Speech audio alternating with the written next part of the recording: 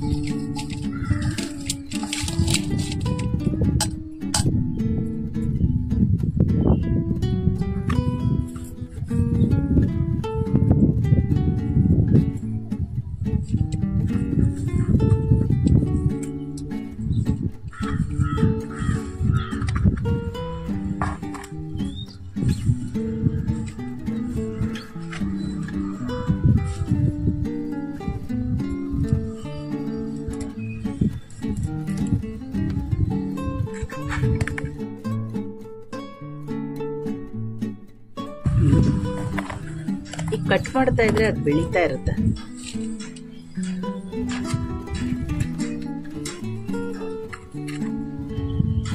ಏನಿಲ್ಲ, ಇದಕ್ಕೆ ನೀರ್ ಹಾಕಿದ್ರೆ ಅಷ್ಟೇ ಸಾಕು.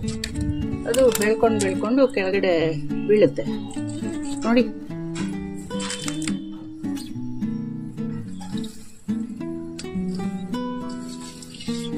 ಎಷ್ಟು ಚೆನ್ನಾಗಿ ಬೆಳೆದಿದೆ ಅಂತ. ಒಂದೇ ಪಾಟಲ್ಲಿ ಬೆಳೆದಿರೋದು ಇಷ್ಟು ಸೊಪ್ಪು.